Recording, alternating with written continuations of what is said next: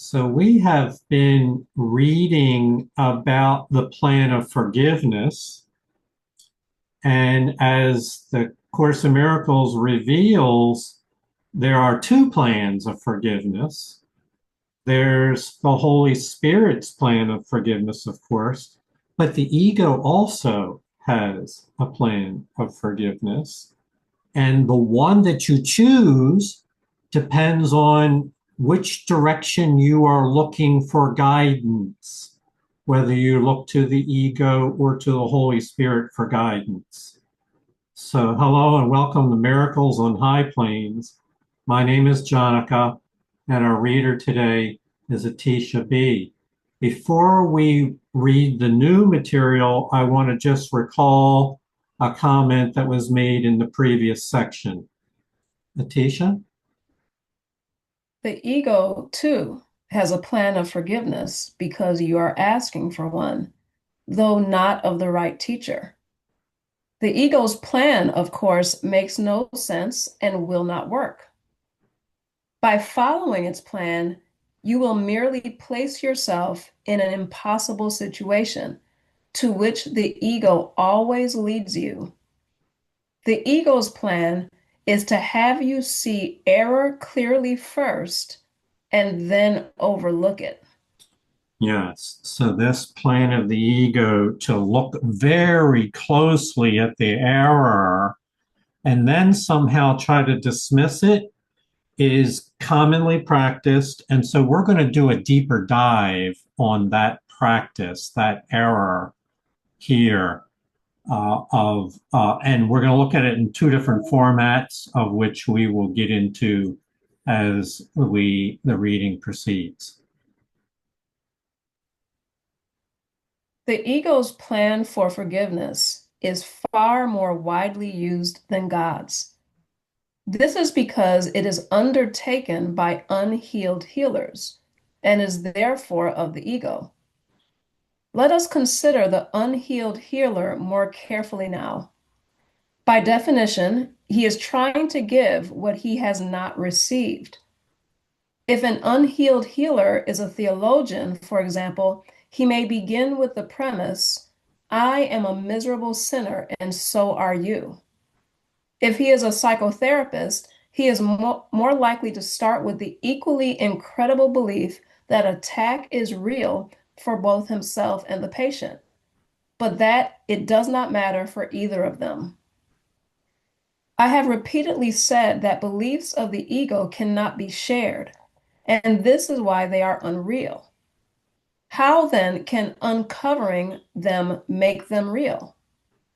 Every healer who searches fantasies for truth must be unhealed because he does not know where to look for truth and therefore does not have the answer to the problem of healing. Okay, so let's recap what was just said because this sets the context for all that will follow. Is that is a plan of forgiveness, of course, by the Holy Spirit, but there is also a plan of forgiveness by the ego. And the ego's plan is far more widely used than God's plan for forgiveness. And many miracle students, this is an aside, many miracle students have trouble with this when they first come into the Course of Miracles, because we start talking about the plan of forgiveness, and immediately their mind resorts to what they've already heard and what they already know. And they say, oh, you must be talking about what I already understand to be the plan of forgiveness, which is the ego's plan of forgiveness. And so that's where the undoing comes in. One has to first relinquish or let go of that meaning, that definition, and allow the miracles to reinterpret the plan of forgiveness to the Holy Spirit's plan. So let's then do a deep dive on the ego's plan of forgiveness. It involves an attempt by perhaps well meaning individuals to bring peace of mind mental clarity, mental balance, to try to bring healing of the mind to others, but to do so by an individual who has not yet learned the Holy Spirit's plan of forgiveness. This will be referred to as the unhealed healer's attempt to heal. Get that? A person who has not yet themselves practiced Holy Spirit's plan of forgiveness is going to try to help others to heal. And this is going to lead, as you might expect, to some difficulties. And two examples will be cited here, although there are others. We'll cite the theologian who might himself view himself as a sinner and view others as a sinner, and somehow is going to try to help people feel happy and better about themselves in that context.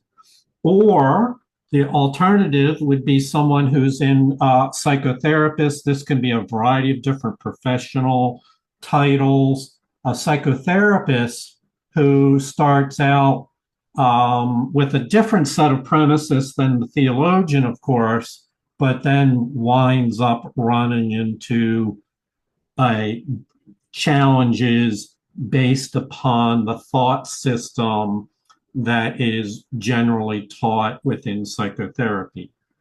So we'll dig into both of those as we go on.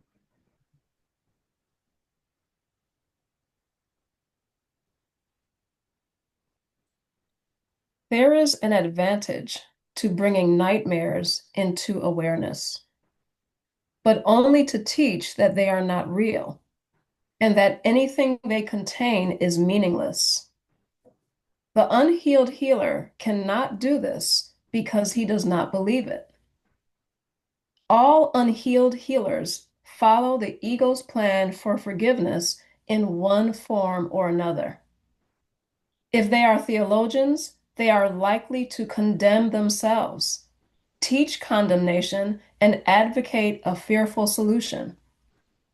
Projecting condemnation onto God, they make him appear retaliative and fear his retribution. What they have done is merely to identify with the ego, and by perceiving what it does, condemn themselves because of this confusion. It is understandable that there have been revolts against this concept, but to revolt against it is still to believe in it. Mm-hmm. So there's a few very interesting comments that they make here. One is it affirms there is an advantage to bringing a nightmare into awareness. However, the way to heal from that is then to teach that the nightmare is not real. It is not a part of reality. What we will find as we go on, many times these things by an unhealed healer are taught as if they are real and meaningful events. And then they proceed. So directionally, what's essential here is that we realize that which is not false remains false and therefore is not real. So a nightmare is not real. It's not here. It's not a reality. And so, and these examples that are cited here are just a few of the many forms in which the ego's plan of forgiveness can appear. For example, a theologian who believes that we are all sinners and condemned to sin will then project condemnation onto reality itself, will believe that everything and everyone is being condemned, and will actually attribute that condemnation to God Himself. And so, out of that hole, if you will, that troubling thought system, the theologian will then provide a recommendations of how to proceed from there. Both of these examples, the start out from a set of false premises, and what we have learned through the Course of Miracles is that truth does not emerge out of falsity. You don't find little gems of truth buried in the midst of profound error. In fact, the truth has a different source. It has a higher source, a heavenly source. That's where you find the truth. You don't find it embedded in a set of false foundations or false premises. David, you had your hand up.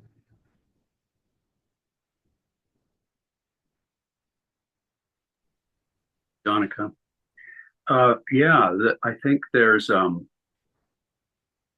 really much more important context to this whole statement that I've been thinking about a lot today, and I'm just thrilled by it because it says clearly nightmares are not real. Nightmares are meaningless. So every time I get up, every time I wake up, every time I have a self-limiting belief, anytime I have a fear, it's just not real. But I love seeing it in print. So every time I have that, today I just think of things and say, that's just not real, and move on. Thank you. Thank you, David. We'll go on.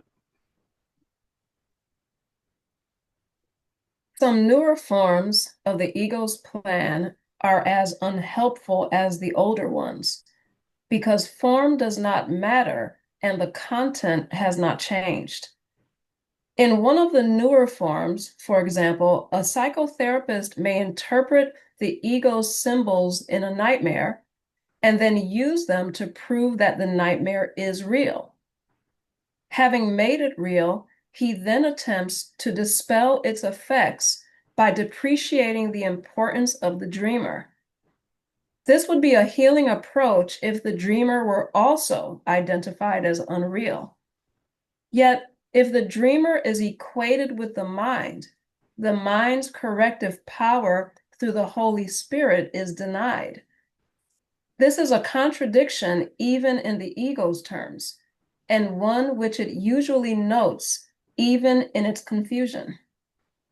So I'm going to do a little interpretation of what was just said there. So a person has a nightmare that really troubling to them, and then they bring it to their psychotherapist. Psychotherapist invites them to retell what the nightmare is. And then the psychotherapist gives meaning to the nightmare and say, oh, well, this character in the nightmare represents maybe your father. This character represents your mother, and then goes through all kinds of interpretations, which is a way of making the nightmare seem real, seem meaningful.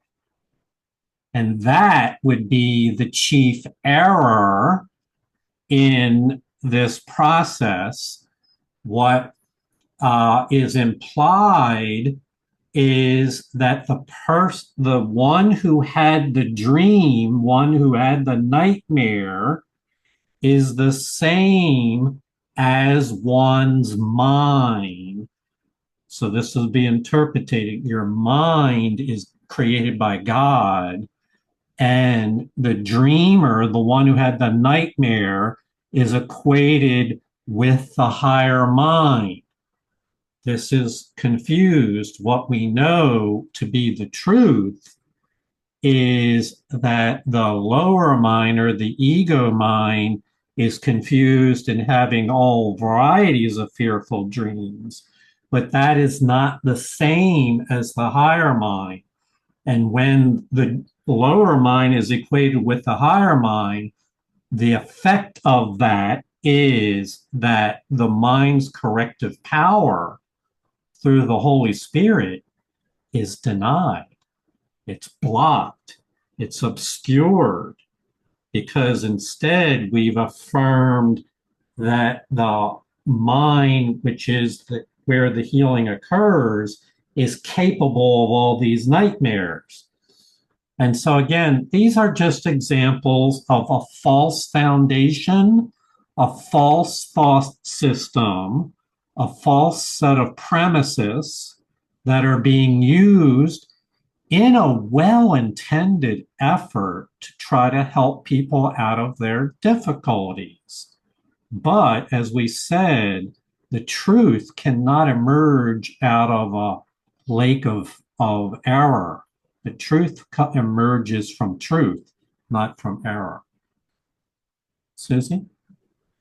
I don't know about anybody else, but this is why I could never heal through, all of my years until the course, because I was always having my nightmares or my dreams or whatever they are analyzed.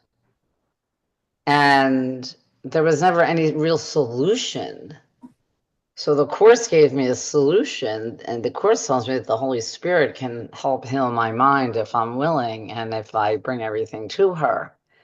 And that's what's happening for me, where in all the years before, nothing was happening. I would just dwell on the issues of why and where and how, and that's exactly what happened to me.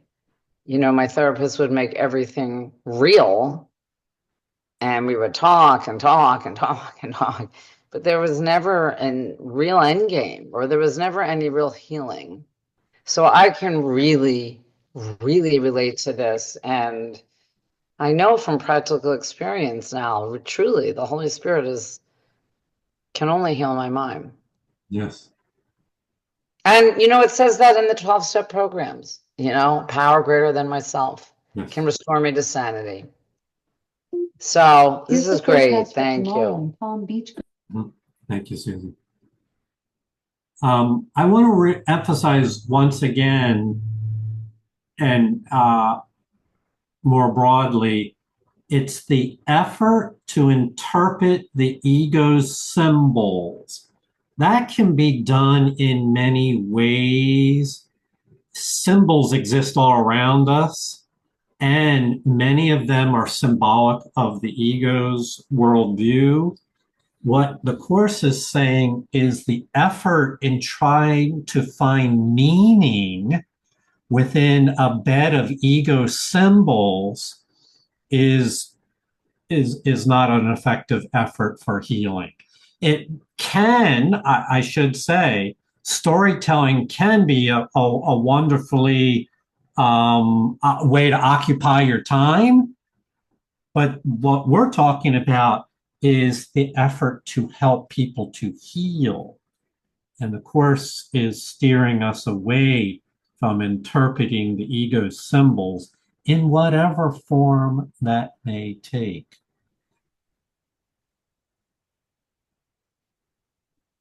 If the way to counteract fear is to reduce the importance of the mind, how can this build ego strength? Such evident inconsistencies account for why no one has really explained what happens in psychotherapy. Nothing really does. Nothing real has happened to the unhealed healer, and he must learn from his own teaching. His ego will always seek to get something from the situation. The unhealed healer, therefore, does not know how to give, and consequently cannot share. He cannot correct because he is not working correctly. He believes that it is up to him to teach the patient what is real, although he does not know it himself. Mm-hmm. So I've taught this section before, and I've watched how some people react to this.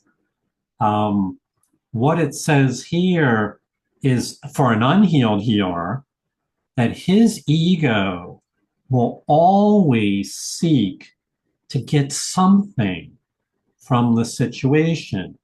So what could that be? They might seek to get money. They might seek to get attention or admiration. If people come to you believing you have this special ability to help them heal, there's a certain amount of self-respect that one, indirect self-respect that one gets from having people who believe in your ability to help them. And for the unhealed healer, what they get from the situation becomes elevated in their mind, becomes of great value. Um, and so, and yet, remember, our premise here is that the unhealed healer, him or herself, has not yet learned the Holy Spirit's plan of forgiveness, and therefore he cannot correct because he's not working correctively. He believes it's up to him to teach the patient what is real and how to heal. And what we know from this course is that all healing comes from the Holy Spirit. One clarification. All healing of a lasting nature comes from the Holy Spirit. There is an indication somewhere that a person can temporarily benefit from the efforts from other sources, but that's not of a lasting nature. The Holy Spirit is the only one that can heal on a lasting basis. What then should happen? When God said, "Let there be light," there was light. Can you find light by analyzing darkness, as the psychotherapist does, or like the theologian, by acknowledging darkness in yourself and looking for a distant light to remove it while emphasizing the distance? Healing is not mysterious. Nothing will change unless it is understood, since light is understanding. A miserable sinner cannot be healed without magic, nor can an unimportant mind esteem itself without magic. Mm-hmm. So this section is not focused really on what is referred to as magic within the course, but understand that if you're attempting to bring about a change of mind for someone without leaning on the Holy Spirit, then you have to lean on something. And what the unhealed healer leans on is some kind of sense of magic. Where, if you just say these words or consume this product, then you'll be better. So we're not focusing on magic, but those are but some of the examples of attempting to heal with magic. What I'm most struck by is this simple sentence that says, healing is not, true healing is not mysterious, and that the mind can change, the mind can heal, but it can only heal when it is understood. And light, holy light, healing light, is understanding. Or in other words, holy light illuminates the mind that was otherwise believing that dark dreams and illusions are true. The truth illuminates our mind, gives us understanding, and healing comes from understanding. And that is the simple formula for which these sessions are dedicated to, is the assumption this is true, that the understanding the laws of forgiveness and the laws of healing will enable you to make choices for yourself that will bring about healing in your own life. Understanding is the vital component to emerging from the fog of the ego.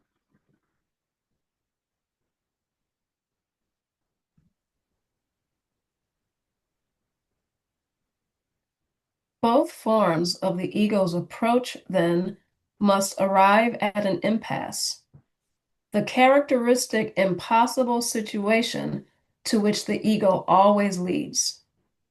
It may help someone to point out where he is heading, but the point is lost unless he is also helped to change his direction. The unhealed healer cannot do this for him, since he cannot do it for himself. The only meaningful contribution the healer can make is to present an example of one whose direction has been changed for him and who no longer believes in nightmares of any kind.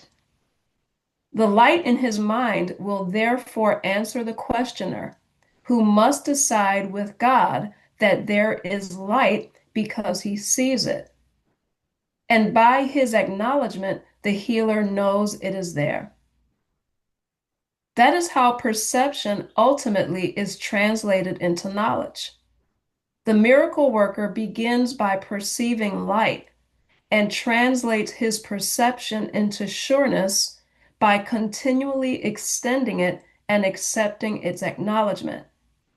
Its effects assure him it is there. Mm-hmm. We said in the previous paragraph that healing is not mysterious, that it obeys a set of laws, the laws of healing. And they are explained right here in this paragraph. They will be explained again in other sections using other approaches. Same approach, but we'll reformulate the words so that maybe that will become more clear to you. But let's try to understand what is being said here. First of all, it says that it may help to point out to someone who's headed in the wrong direction towards self-destruction or pain, it may help to point out the direction they're headed in, but that's not going to heal them unless you help them to change their direction and head in a new direction. So let's think of the direction as being headed further into the dark versus headed into the light. It's essential that we help others as well as ourselves to head towards the light. What does that mean? Well, we know that the light is already arrived, is already within every individual. There is the light in each person's mind will bring the answers to the questioner. So then, what is the role of the miracle worker in an encounter?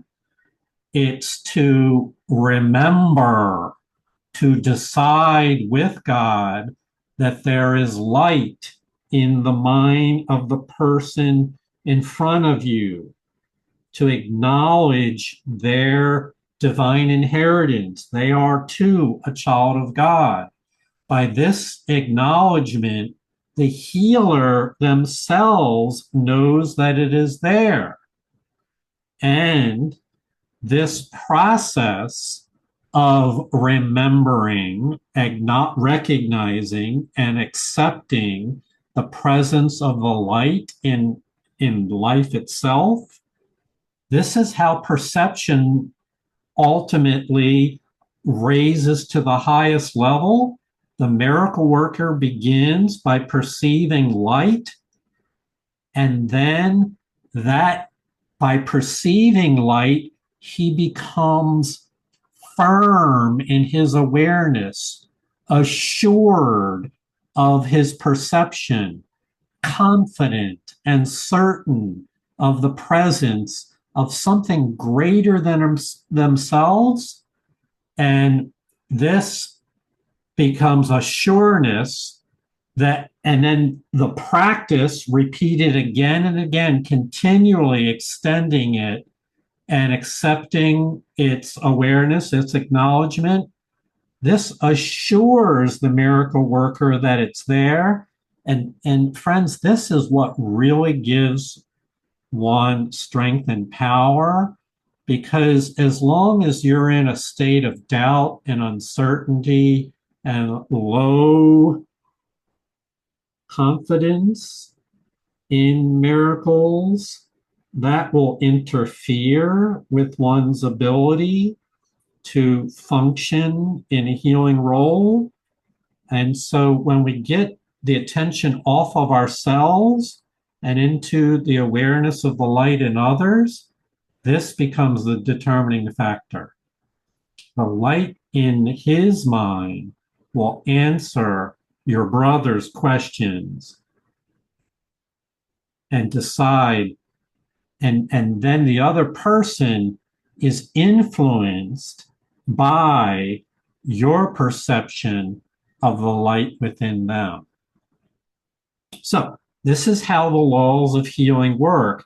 The key here is that you have to help them to move away from their, quote, problems, from their darkness, from their sickness, from their story of the past, and shift towards that which is forever true, which is always true, and that is we are not alone, we do not heal alone, and all that we need to heal is already present within us. Susie? Every time that we read this section, I just feel like I have to share my encounter with Heather. She's the only one in my whole entire life that didn't make my stories real. She's the only one that ever said to me, there's nothing wrong with you. I just want you to go to A Course in Miracles. Just go to A Course in Miracles and read The Untethered Soul. And I argued with her, like, what? She's like, yeah, just go to A Course in Miracles. And so I feel like I am, like, Heather was a healed healer, and she got me here. And she will always, she's not on class tonight, but every year I say this, she'll always be my angel. The Holy Spirit got me to her. And she never, made my stories real. And that's exactly what this is all about. And, I got to A Course in Miracles and I started my journey and I began to heal. So all these years later, that's why I'm still here, because it's the only thing that's ever worked for me. But I share the story more because of Heather not making my stories real.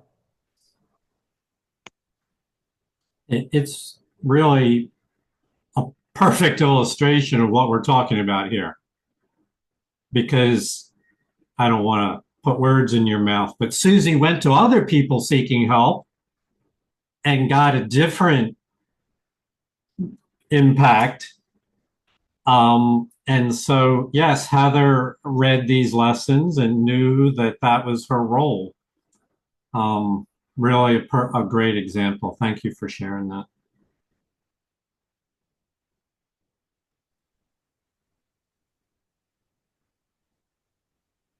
A therapist does not heal. He lets healing be.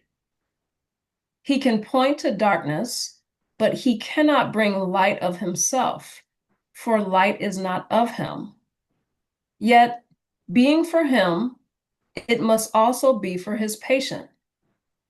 The Holy Spirit is the only therapist. He makes healing clear in any situation in which he is the guide. You can only let him fulfill his function. He needs no help for this. He will tell you exactly what to do to help anyone he sends to you for help. And he will speak to him through you if you do not interfere.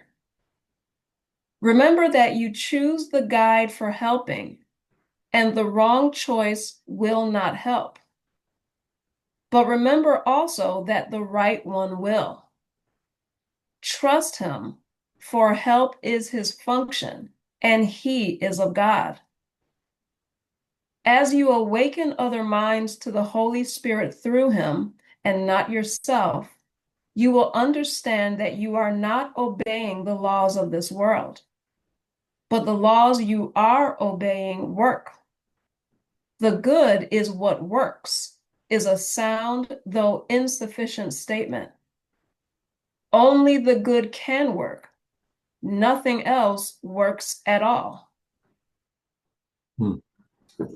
So again, we read earlier that healing is not mysterious. It follows a set of laws which are clearly explained. This paragraph then elaborates further that it's not the therapist that heals. The healing comes from deep within the individual. The therapist, if you will, is just there to witness the healing, to acknowledge the light in the other, not to be the source of the healing.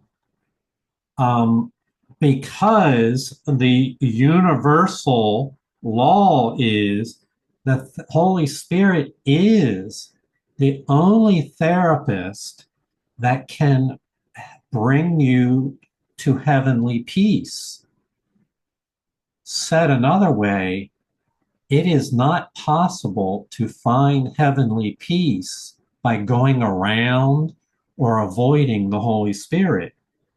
These are universal principles of which she is the teacher and the therapist who makes healing clear in any situation in which we turn to her for guidance.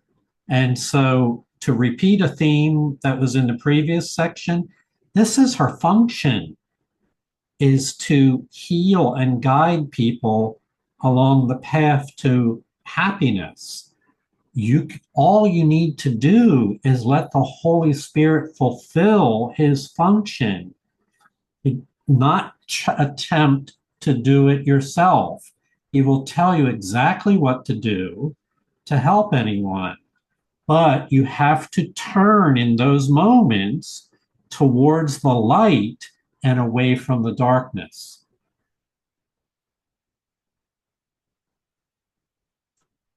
And wouldn't it be wonderful if someday therapists were trained this way from the beginning? Because what it says is you will come to understand you are not obeying the laws of this world, which is the ego's plan of forgiveness. You are not obeying those laws. The laws you are obeying, however, are the laws taught by the Holy Spirit, and nothing else works at all for healing the mind.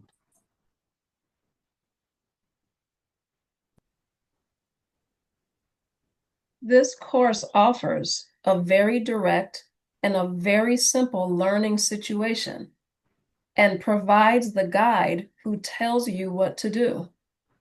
If you do it, you will see that it works. Its results are more convincing than its words. They will convince you that the words are true. By following the right guide, you will learn the simplest of all lessons. By their fruits ye shall know them, and they shall know themselves. Mhm. So this is our final paragraph, but there's a most important point here, and this would be easier for experienced miracle students to appreciate, is the effect that practicing, think in terms of the workbook lessons here for a minute, the effect of practicing those lessons and applying them to your own life on a day in, day out basis, the experiences that you have and the results that come about from practicing that, where you become free, you avoid situations that could turn sour and they turn out well. Those results are more convincing. Your own personal experience with these practices are more convincing than the words. Said another way, and I know I've heard hundreds of students say, for so many years, I didn't understand the words. I didn't understand miracles. I believed it was true, and I practiced the lessons, but I didn't really appreciate the meaning of the ideas. So it does help to understand with your mind what is being said, why it's being said, etc. But that is no substitute for having practical experience in your own life, in your own interactions with others.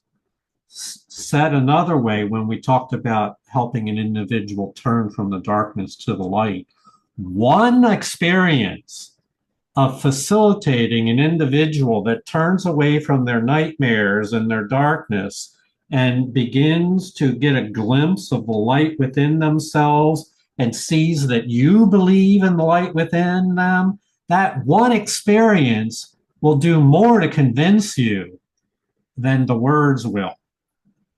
For the Course says that this course is aimed towards you having those holy encounters, those holy instants, those experiences of forgiveness. This is not simply a course in theoretical positions or philosophic teachings. It's meant to be a practical application guide.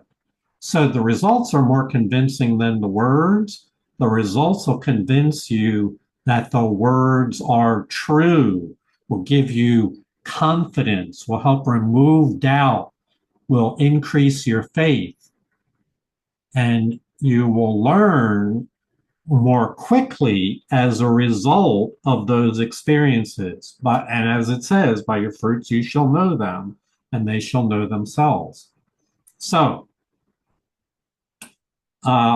I wanted to try to summarize this section here. Before I do, let me take a comment. David W., you had your hand up. Respect to this, I love this last line because, I've really been focused on my healing because, like the lesson said, you can't give until you have. You have to. And so I was asking the Holy Spirit, I've been so self-centered, and I heard very calmly, very gently, very reassuring that, David, fruit needs to ripen. You have to have patience. If you pick the fruit too early, it's bitter. It can make you sick. So that was so comforting to me to know that my fruit is yet to fall from the tree. And I was thinking probably a lot of crab apples Thank you, brother. So I wanted to try to summarize this, but truthfully, my efforts to do so beforehand did not yield the fruits. But I can do this right now because of what we just experienced together. There are two plans of forgiveness, the Holy Spirit's plan and the ego's plan. And the ego's plan is far better known in this world. The ego's plan of forgiveness follows the laws of this world, which is to stare into the darkness, to make it, to talk about it, to talk it up, to identify with it, to make it seem meaningful to your own mind, and therefore empower it with your own belief. These are the ego's plan of forgiveness. And then, after you've done all that, try to sweep it away as if none of it mattered. Whereas the Holy Spirit's, in contrast, is much different. She would have us not stare at the error. Yes, recognize, yeah, there was a mistake there, but not become evaluative, analyzing it, storytelling, identifying with it, but immediately look to the Holy Spirit as the guide to correction. And when we do this, we model the very change in direction which is necessary for anyone to heal. A shift from focusing on dark dreams to acknowledging, remembering the light within us. And as a miracle worker, that is our function, not to help anyone to heal, but to remember with them that the light is within each one of us. And the way you do that takes many different forms. A lot of times it just shows up in your smile and the twinkle within your eyes when you're talking with someone, your tone of voice. The way you acknowledge that light, however it's done, they sense that you believe in them, that you, there's that line from the movie, I see you as you truly are. And that creates a shift in their own sense of themselves. And that's all the Holy Spirit needs, is that willingness to shift. And she can take that willingness and amplify it into a healing path that has lasting effects. Having said that, I did go to AI and have them produce a summary here, of which I will add to the directory where I've been posting all these. If that's helpful, great. I'm glad it is. Any final comments before we wrap up?